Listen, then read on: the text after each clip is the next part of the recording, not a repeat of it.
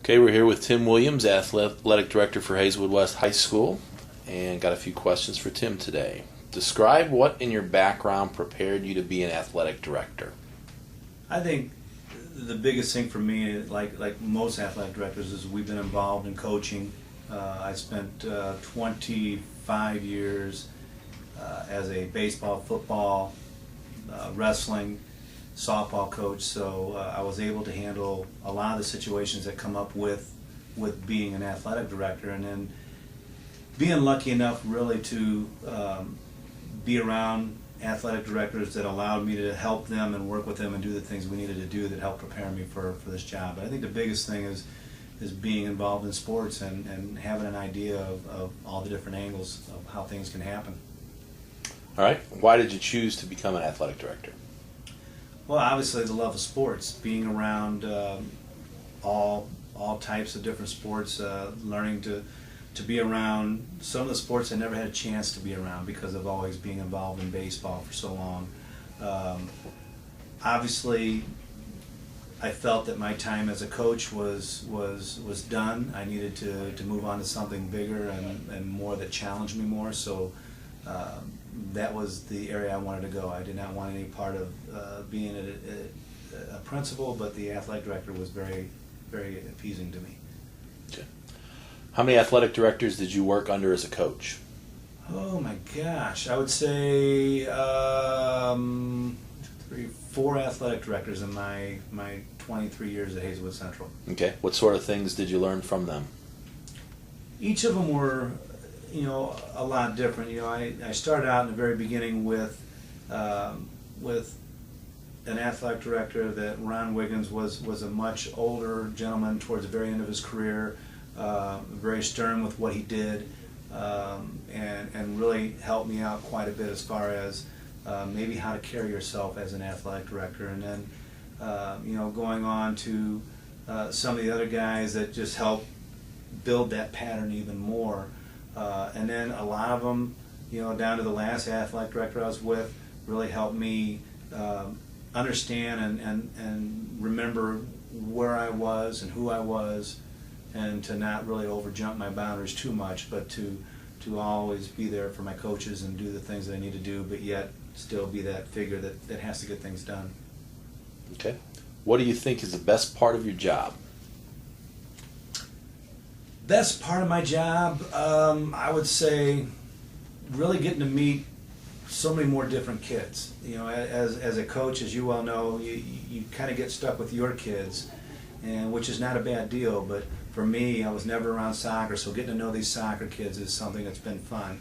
Getting to know the lacrosse girls, the volleyball, the football players, and really getting into and the understanding of how cross country was done, which is something I was never around. So just the amount of kids, the amount of sports I get to be around, and I think more than anything else, just the fact that I'm working strictly with athletics, and it's not teaching anymore. It's just something new in my life. Okay. On average, how many days a month are you asked to leave school to perform your job? Well, definitely we have each month our Suburban North Athletic Directors meeting. We have our Suburban AD meeting that all the Suburban ADs get together and they meet at a location to discuss some of the issues that are going on within the St. Louis area and also within our conference itself. But so there's definitely 2 days there. With my job, it can be anything from going out and purchasing tables to purchasing flowers for senior days. It can be a number of things. So I'd say on average I'm probably out 5 to 6 days, 7 days in a month doing different things. All right. Which sports season do you think is the most challenging and why? Winter, because it is long. It's the longest season. I've heard that. And I think the biggest thing with the winter season that makes it so miserably tough is you get here at 7 o'clock in the morning, your regular school day ends at 2:25, then the games, a lot of times for us with what we have going on with the limited practice facilities, our games may not start till 5 o'clock, so I'm going to be here from 7 o'clock in the morning till sometimes 9 o'clock at night, and when you get to 3 and 4 days a week, December through February, you're pretty wore out. Would you consider the position to be less stressful, more stressful, or about what you expected? It's pretty much what I expected. I mean, I think most coaches and farmer coaches are used to the stress if they did it right and they handle things pretty well. Each day has its challenges. Some days are very stressful. The most stressful thing for me is making sure that the schedule is done properly, making sure that everybody's going where they need to go, and that all the schools that are coming to Hazelwood West are going to be here and we're ready for them. So I think that's the most stressful part of my job, is making sure that I don't have a mess up somehow, because it seems like you always get 1 to 2 a year, and they always say, hey, if you get 1 to 2 a year, that's pretty good. You live with that, but it's still frustrating when it happens. Okay. What sort of attributes do you look for in a coach?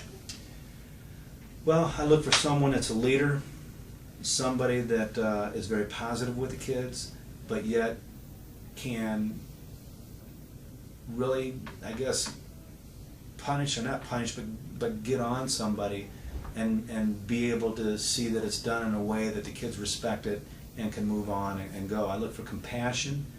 I look for a great communicator. You know, the better somebody's can communicate both to students, to the parents, and to myself, it makes my job a lot easier. So I think that's very, very important. All right, you wear many hats as an athletic director. Which responsibilities do you like the most and least? I would say, you know, it's the thing I like the least is sometimes having to, I guess, be a part of all the questions that are asked, and I know it's part of what goes on with my job and with coaches and with players, but sometimes going through meetings and doing things, and then somebody will come up, not just somebody, but several will come up and ask me the same thing that we just went over. So that's the part that's really difficult for me, and it's difficult that my coaches, for me, they need to understand that they can make a decision. They don't have to come to me every time they make a decision. The one thing that I do stress the importance of is that when you make that decision, make sure that you took every step possible to think of not only the athlete but the parents that are involved, so that you don't leave me blind. And I think that's the one part I don't care for on the job. The part I do love is I love being that person that can be at the games and rooting for the kids and watching kids practice and watching how they progress along the way of the seasons.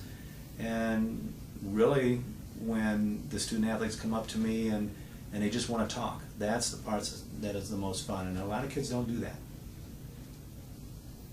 All right, crowd management is a challenge of many athletic contests. What sort of things do you do to ensure the school is ready for a critical situation? When we look at the severity of the event, and is there any rivalries going on with that certain game? If there is, then we always try to make sure that we have more security, more police. We welcome as many teachers, both from Hazelwood West and from the opposing schools, because it gives us more eyes.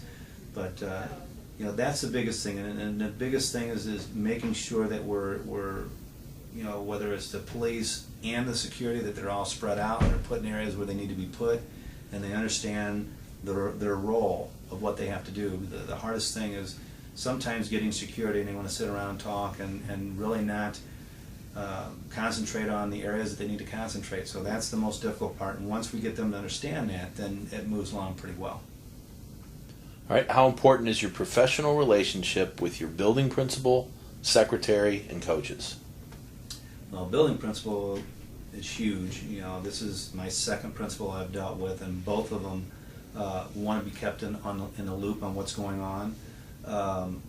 You know, my job is to keep situations and problems away from them, so that they can concentrate on the educational part of the system. But you know, it is huge that I'm involved with them. With my secretary, I can tell you right now, without my secretary, it would be, I don't know how some of these schools do it with just one person. She could literally do this job herself, and she's very good at it. So, you know, we work very well together, and that's the most important part of making everything down here run very smoothly. And then obviously coaches, I think, is very big. The coaches got to trust me. They got to know that I'm not going to be somebody that comes down there to tell them how to do something, jump down their throats for something. That's not my job, or at least I don't want it to be my job. I want to be that person that will support, that will offer encouragement, that will offer help, and will be there for them to talk to when they have issues. And my job is to make their job easier. Okay. What specific responsibility does your secretary master which you couldn't live without? Oh, the eligibility. You know, Paula spends endless amounts of time when that eligibility comes in, and you know, during that 2 or 3 week period when the seasons are starting, she's very, very on top of what goes on. She finds all the kids and all the issues and what's happening with their eligibility, if they're not eligible, if they are eligible, and if they're not eligible, she's very quick about getting the information I need so that I can enter the MSHA system and start putting in their eligibility, and so that I can either inform the coaches or talk to the coaches. But you know, that's just one aspect. I mean, Paula is, and I think any secretary is very well trained at what they need to do, and they know, sometimes they know the job better than most ADs do.